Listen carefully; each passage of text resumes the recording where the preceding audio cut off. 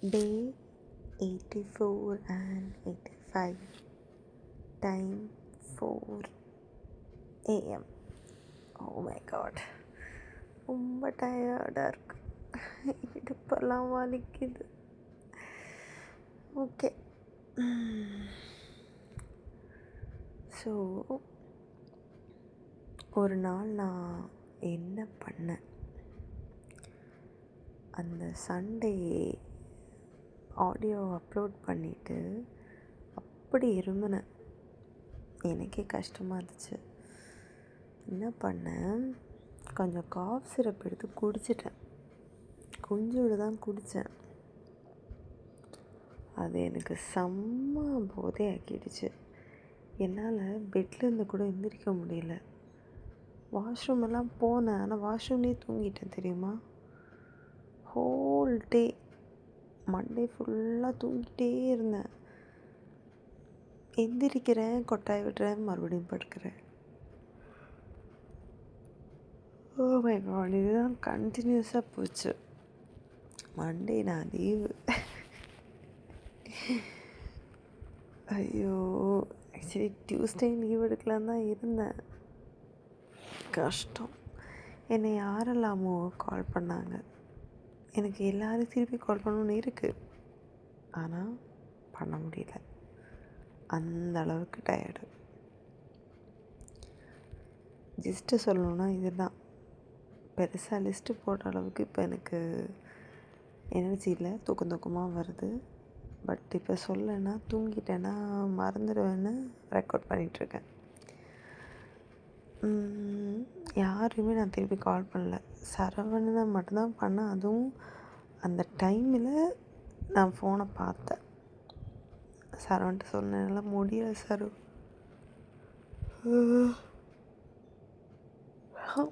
ஐயோ, இப்போவே தூக்கம் வருது. என்னால் முடியல சரு, தூக்கமாக வருது. கிளினிக் ஆல்ரெடி போனேன், இன்ஜெக்ஷன் போட்டேன், காஃப் சிரப் குடிச்சிட்டேன்னா கொஞ்சம் அதிகமாக போதையான மாதிரி இருக்குது அப்படின்னு. அவங்க 2 பேரும் சந்தோஷம் வீட்டுக்கு வரலான்னு இருந்தாங்களாம். ஒரு வேளை நான் ஃபோன் பண்ணி எடுக்கலைன்னா எனக்கு ஏதோ ஆச்சுன்னு நினச்சிட்டு கார்த்து எனக்கு பண்ணாங்க, சிவா எனக்கு பண்ணாங்க, நிறைய பேர் பண்ணாங்க. ஆனால் யாரையுமே என்னால் ஃபோன் பண்ணி பேச முடியல. அப்புறம் டியூஸ்டே, ஐயோ அதுவும் தூக்கமாக வந்துச்சு. வேறு வழி இல்லாமல் எந்திரிச்சு ஆஃபீஸ் போனேன். சமைச்சேன், ரைஸ் பண்ணேன். அப்புறம்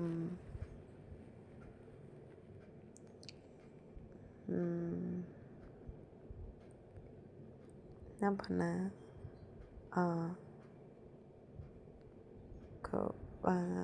வெங்காயம் பச்சை மிளகா அது பண்ணேன். சட்னி சம்மந்தி மாதிரி ஒன்று பண்ணேன். அப்புறம் எப்படியோ ஆஃபீஸ் போயிட்டேன். ஆஃபீஸ் போன எல்லோரும் என்னை மிஸ் பண்ணியிருக்காங்க. எல்லோரும் வந்து பேசினாங்க. சொன்ன முடியலை, அதான் வரல அப்படின்னு.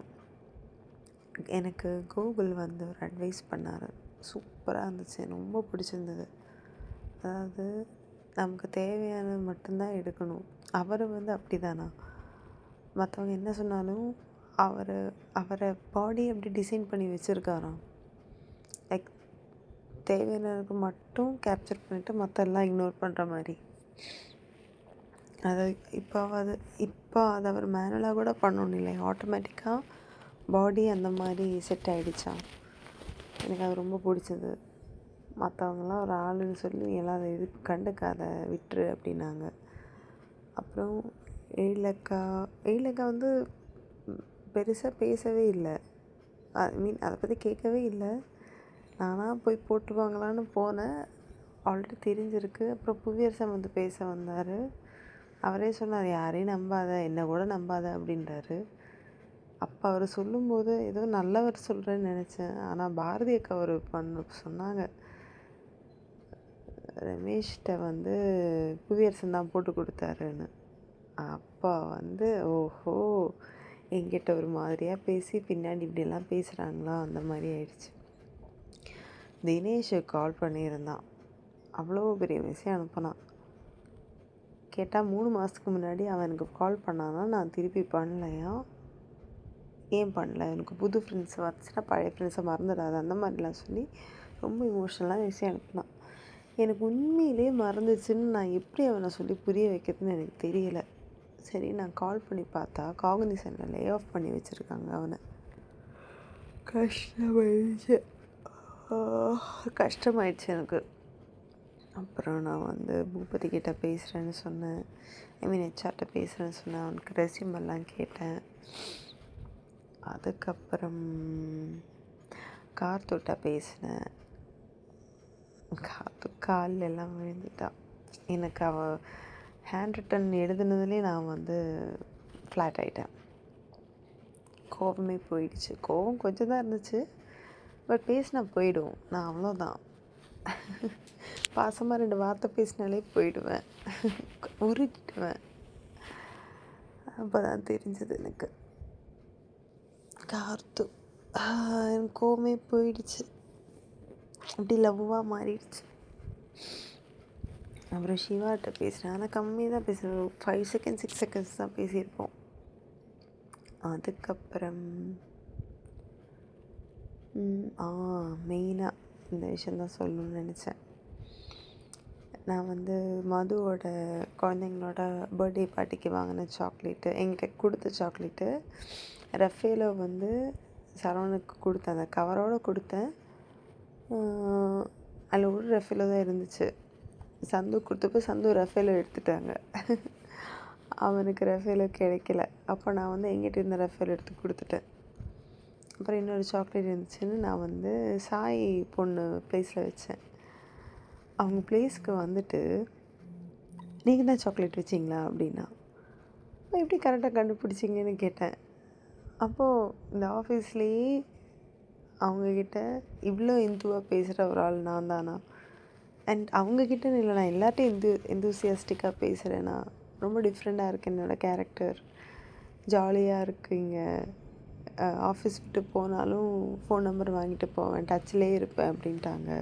எனக்கு ஹக்கு கொடுத்துட்டாங்க. அப்படியே நான் உருகிட்டேன். Oh my God! எனக்கு அது சாய் பொண்ணுன்னே ஒரு நிமிஷம் மறந்துட்டு, என்ன அவ்வளோ இதாக பார்க்குறாங்கன்னு தெரிஞ்சோடனே ஐ வாஸ் ரியலி ஹாப்பி. நான் சொன்னேன், எனக்கு உங்களை பற்றி பெருசாக தெரியாது, சாய்க்கு நான் அவ்வளோ க்ளோஸ் கிடையாது, அவரை பேசினதில்லை,